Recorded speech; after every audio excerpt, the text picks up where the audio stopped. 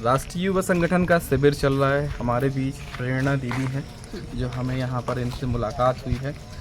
हम राष्ट्रीय युवा संगठन की कई चीज़ें तो जान चुके हैं, लेकिन राष्ट्रीय युवा संगठन का मूल उद्देश्य क्या है, किस धारा में बहना चाहता है, क्या काम करना चाहता है, उसके लिए हमारे बीच प्रेरणा जी हैं जो हमें बताएंगी कि आखिरकार राष्ट्रीय युवा संगठन का मूल उद्देश्य क्या है और कहाँ तक इसको पहुँचाना है। जी आपको पहले तो बहुत बहुत स्वागत है हमारे चैनल पर। जी धन्यवाद, और आपको बहुत बहुत बधाई है बढ़िया चैनल चलाने के लिए। और मैं उम्मीद करती हूँ कि आपका चैनल खूब फले फूले, खास करके आज जिस तरह का समय है उसमें एक अल्टरनेटिव मीडिया का बहुत स्ट्रॉन्ग रोल पूरे देश भर में है, और आपका चैनल भी वैसा बने ऐसी मैं उम्मीद करती हूँ।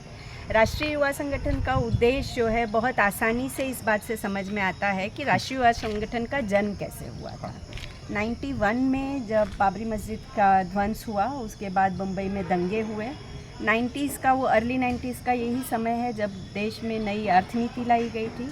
उससे पहले हम देखते हैं 89 में जो है वो मंडल और कमंडल की राजनीति अपने चरम पर थी, और उस समय जो युवा थे ये सारी परिस्थितियों से जो परेशान हो रहे थे कि भाई इसमें क्या रास्ता निकाला जा सकता है, उसमें से राष्ट्रीय युवा संगठन का जन्म हुआ था। और राष्ट्रीय युवा संगठन ने ये माना कि एक ऐसे युवकों का संगठन बने जो किसी भी राजनीतिक दल से जुड़े हुए नहीं हैं, किसी भी धर्म विशेष दल से जुड़े हुए नहीं हैं, किसी संप्रदाय से जुड़े हुए नहीं हैं, और ऐसे युवकों का संगठन है जो राजनीति से, दलीय राजनीति से और सांप्रदायिक राजनीति से ऊपर उठकर सोचता है।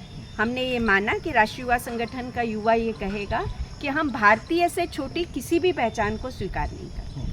अब आप देखेंगे कि वो जो परिस्थिति तब थी, लगभग वही परिस्थिति आज के समय में भी दिख रही है। उतना ही सांप्रदायिक तनाव जो है वो समाज में फैला हुआ है, उतनी ही आर्थिक बदहाली जो है वो समाज में फैली हुई है, और जो दलीय राजनीति है उसका सबसे विभत्स रूप जो है वो आज हम अपने इतने 74 साल की डेमोक्रेसी में देख रहे हैं कि जो विपक्ष दल हैं, दो दल जो हैं वो आपसी दुश्मन हैं। माने कोई एक देश के लिए कोई राजनीति हो रही है, देश के लिए जो है सांसद चुने जा रहे हैं और सारे सांसद देश के लिए काम करेंगे, ऐसा नहीं है।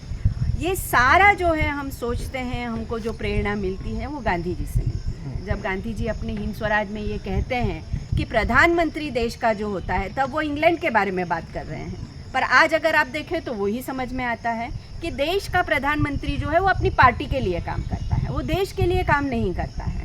और आप देखिए वही देखने में मिल रहा है। सांसद जो है वो आपस में संसद में क्या काम करते हैं, एकदम उन्होंने तो काफ़ी स्ट्रॉन्ग वर्ड्स उसके लिए इस्तेमाल किए, पर हम देख रहे हैं कि संसद किसी भी तरह से क्रिएटिवली कोई देश के लिए कुछ काम करती हो, ऐसा है नहीं। तो ऐसा सब जब माहौल है तब सवाल कौन उठाएगा? नागरिक है, जो समाज है, वो जो एक ताकत गांधी जी ने खड़ी की थी, गांधी जी के बाद सर्वोदय वालों ने खड़ी की थी, जिसमें हम विनोबा भावे की भूमिका देखते हैं, जयप्रकाश नारायण की भूमिका देखते हैं, उनकी प्रेरणा से ये संगठन बना है और हम यही भूमिका अपनी मानते हैं। संगठन किस पार्टी को सपोर्ट करता है? संगठन किसी भी पार्टी को सपोर्ट नहीं करता है। हम दलीय राजनीति, जिसमें ये माना जाता है कि 51 और 49 की राजनीति होगी, माने इसके मूल में ही जो है वो समाज को बांटने का एक तत्व है। तो अगर समाज को आप बांटेंगे तो वो 51-50 तो 49 रह नहीं जाता है, फिर वो 36 और बाकी का रह जाता है, और जो 36 जिनको प्रतिशत मिला है वो जीत जाते हैं, प्रधानमंत्री बन जाते हैं। एक्चुअली तो वो माइनॉरिटी गवर्नमेंट हुई ना। अगर टोटल वोट शेयर आप देखें और आपको जो है 35-36% की ही वोट शेयर मिला है, तो माइनॉरिटी गवर्नमेंट हुई है। जब आप किसी पार्टी को सपोर्ट नहीं करते और बदलाव लाना चाहते हैं, तो कैसे बदलाव लाएंगे? जनता कैसे मजबूत बने, ये गांधी जी का भी लक्ष्य था, ये विनोबा का भी लक्ष्य था, यही जयप्रकाश नारायण का भी लक्ष्य था कि जो सत्ता में बैठे हैं उन पर अंकुश रखने वाली स्ट्रॉन्ग नागरिक शक्ति जो है वो बने समाज में, जो नेताओं के ऊपर अंकुश रख सके। ये प्रयोग। जनता तो जागरूक हो गई, एक लीडरशिप भी तो जरूरी होती है जनता को जो चलाती है, तो वो लीडरशिप कहाँ से लाएंगे आप? मतलब जनता एक तो जागरूक नहीं हुई है अनफॉर्चुनेटली, और जब जनता जागरूक होगी तो जनता खुद नेतृत्व करेगी। माने कोई एक स्ट्रॉन्ग सेंट्रल लीडर हो, वैसी कोई कल्पना गांधी विचार में नहीं है। गांधी विचार ये मानता है कि लीडरशिप भी डिसेंट्रलाइज्ड होनी चाहिए। हर लोकल स्तर पर स्ट्रॉन्ग नेता बने, लीडरशिप वाले लोग बाहर आएँ और उनका कोई एक बड़ा ऐसी ताकत खड़ी हो जो मिलकर एक सेंट्रलाइज लीडरशिप को चैलेंज करे। आपकी विचारधारा से किस प्रकार की लीडरशिप होनी चाहिए और किस प्रकार के संगठन हो और कैसे राजनीतिक होनी चाहिए? देखिए, लीडरशिप जो है वो कभी भी डिक्टेटोरियल नहीं हो सकती है। माने डर के और भय का माहौल बनाकर, लालच का माहौल बनाकर, जैसे हमारे यहाँ अभी है कि सारी जो एडमिनिस्ट्रेशन जो है वो किसी न किसी तरह से सबको दबाने में मानती है, और सब दब जाएंगे तो हमारा कद अपने आप ऊंचा हो जाएगा। वो तो कोई लीडरशिप नहीं हुई। लीडरशिप वो है जिसमें ओरिजिन का कद ऊंचा है, इतना ऊंचा है कि सब लोग सम्मान देते हैं, सब लोग आदर देते हैं, सब लोग बात मानते हैं। तो इसलिए लीडरशिप वैसी होनी चाहिए जो सबको साथ में लेकर चल सके। अगर वो है तो ही लीडर है, नहीं तो लीडर नहीं है। आप छूट भैया हैं, ये कहीं ये गैंग है, कहीं वो गैंग है, वो गैंग के लीडर हैं आप। अभी कितना % बदलाव आया? देखिए, आशा बहुत ज़्यादा है। मैं समझती हूँ कि जब इंदिरा गांधी की इमरजेंसी आई थी और उसके सामने जो इमरजेंसी का पूरा आंदोलन हुआ, उसकी लीडरशिप पूरे की पूरी जयप्रकाश नारायण को उसका क्रेडिट जाता है।